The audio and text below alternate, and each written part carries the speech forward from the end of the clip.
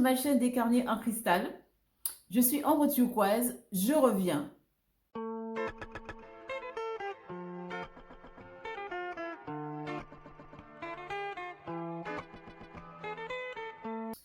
Eh ben oui, parce que j'ai pris le temps de réfléchir, je me suis dit, Ambre, ton concept dès le départ était parfait. Et c'est rare qu'un projet soit parfait dès le départ. Et il y a eu tellement de situations qui se sont présentées que j'ai failli abandonner. Et pourtant, abandonner ne fait pas partie de mon héritage. Voilà, donc je reviens, je continue d'animer ma chaîne YouTube parce que je sais que ce projet-là, ce que je dis, va aider plusieurs personnes, plusieurs jeunes, plusieurs familles aussi. Et dans cette vidéo, je vais parler des histoires d'amour qu'on écrit dans son journal intime. Ça y est, tu es bien installé? Let's go! Alors, pourquoi c'est important d'écrire ces histoires d'amour dans son journal? La réponse, elle est toute simple. Je parlerai plus de la personne qui est en phase de recherche d'un partenaire de vie ou la personne qui est déjà installée dans un cadre, hein, qui est mariée. C'est important de garder l'habitude d'écrire son journal intime à cette période durant ces deux périodes de la vie. Donc, quand tu es en recherche, parce que ça te permet de faire le point sur la relation. Est-ce que tu vas pouvoir t'engager ou pas? Parce qu'on oublie en fait assez facilement certains détails. On ferme facilement les yeux quand on est en phase de séduction avant de l'engagement. Et il y a des détails sur lesquels on ferme les yeux, il y a des détails qu'on oublie aussi et qui sont pourtant déterminants dans la prise de décision. Une des décisions les plus grandes dans la vie d'un être humain qui est le mariage. Donc ça permet aussi, s'il n'y a pas d'engagement, de faire le point, savoir pourquoi ça n'a pas été plus loin. Est-ce que c'est de ton côté ou du côté de l'autre? Qu'est-ce qu'il y a à corriger de ton côté? Et qu'est-ce qu'il y a à revoir vis-à-vis de tes attentes? C'est-à-dire, est-ce que peut-être tu as été moins regardante ou regardant sur certaines choses et que cette fois-ci, bah, tu vas élever le critère? Ou est-ce qu'il faudra un peu lâcher du lest? Bref. Et c'est important aussi de garder une trace de cette période-là pour plus tard, lorsqu'il y a eu un engagement, parce que dans toute relation amoureuse, alors je ne vais pas dire dans toutes de façon absolue, mais dans la plupart des relations amoureuses, il y a toujours cette période de passage à vide où c'est important de revenir à la source, de revenir au pourquoi, de raviver la flamme sur une bonne base, sur une base saine, à savoir comment la relation a débuté. Donc, c'est important de se rappeler cette période-là, donc d'où l'importance de tenir un journal intime sur sa relation amoureuse. Maintenant, passons à la vie de couple déjà établie. Alors, pourquoi c'est important de continuer à garder cette habitude d'écrire son journal et de raconter sa vie de couple? Il y a plusieurs raisons. Il y a une foule de raisons pour ça. Je vais en citer quelques-unes. Déjà, quand on a fait un choix, parce qu'on vit à une époque où la connaissance, elle coule à flot. Il y a un flot d'informations sur beaucoup de choses. Et il y a des informations en rapport avec la vie de couple qui émergent, qui se répandent et qui n'existaient pas avant. En tout cas, ce n'était pas aussi connu qu'avant. Ce qui fait que les couples du passé ne sont plus les mêmes d'aujourd'hui. Et malheureusement, il y en a qui continuent de reproduire les mêmes schémas du passé à l'époque dans laquelle nous vivons.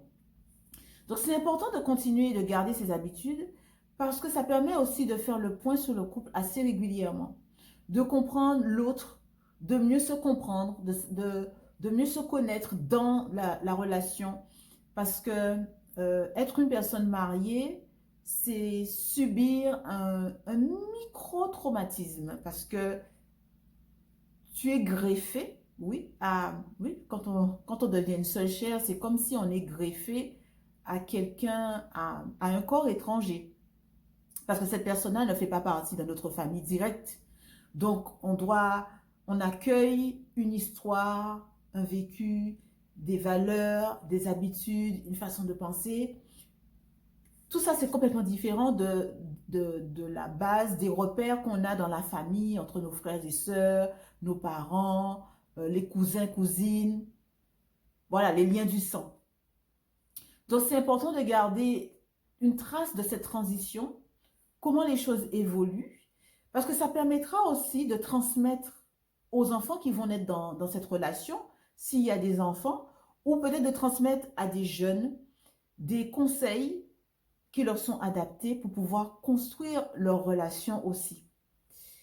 C'est important aussi de noter son journal, son histoire d'amour dans son journal quand on est marié, dans les cas où il y a des problèmes dans le couple.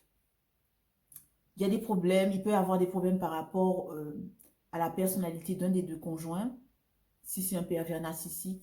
En tout cas, s'il y a comment dire, des comportements toxiques, de garder des traces de cela.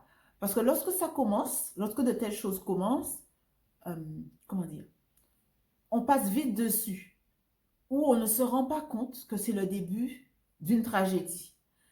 Et le fait de garder une trace, ben, ça sera aussi un moyen d'accompagnement lorsque vous verrez un psychologue ou si vous devez aller voir les autorités.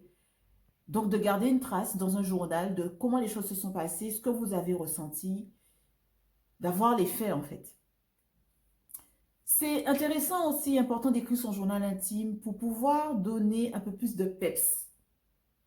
Parce que parfois, la routine s'installe, malheureusement. Alors, heureusement pour celles et ceux pour qui ça ne dérange pas, mais malheureusement pour celles et ceux pour qui ça n'arrange pas. Le journal intime va permettre de faire le point. Dit, tiens, on a l'habitude de faire les choses comme ça, et si on essayait de faire les choses autrement? Ça permet aussi de se rendre compte de la fréquence de certaines habitudes. Est-ce que vous avez l'habitude de déjeuner, de prendre un repas ensemble, suivant les activités professionnelles de chacun?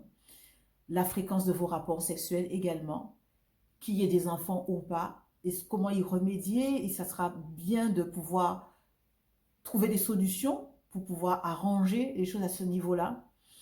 À quel point l'arrivée des enfants vous a impacté aussi. Et puis, les solutions que vous avez testées, des méthodes que vous avez testées, qui ont marché ou pas marché, pourquoi et qu'est-ce qui serait bien de mettre en place. C'est intéressant aussi de marquer son journal lorsqu'on est marié, parce que ça permet aussi de voir si ce qu'on s'est dit avant de s'engager, si les paroles ont été tenues. Ça peut être dans le domaine de l'éducation des enfants, si vous êtes entendu sur le fait d'avoir des enfants. Ça peut être sur la gestion de l'argent, du foyer. Ça peut être en rapport avec comment vous allez vous détendre, partir en vacances, faire des séances de massage, vous inscrire à un club de danse, par exemple. Bref, le journal intime doit continuer de vous accompagner, même si vous êtes marié, même si c'est vrai que le mariage apporte son flot de responsabilités, ou plutôt son lot de responsabilités, son lot de responsabilités. N'hésite pas à t'abonner parce que c'est gratuit. Et puis, hier, lundi 18 mars 2024, alors hier, lundi 18 mars 2024, des bébés sont nés. Bon, des bébés sont nés et il faut juste prendre le temps de les apprêter avant de les présenter à tout le monde. Donc, abonne-toi pour que le 29, parce que je garde mes habitudes, hein, les 9, 19 et 29 de chaque mois, que le 29, je vais vous présenter des nouveautés en rapport avec des nouveautés. Voilà, ce sera la présentation et non pas une annonce. Hein. Là, j'annonce qu'il y a des nouveautés qui arrivent. Et donc, le 29, ça sera la présentation. À très vite pour la suite.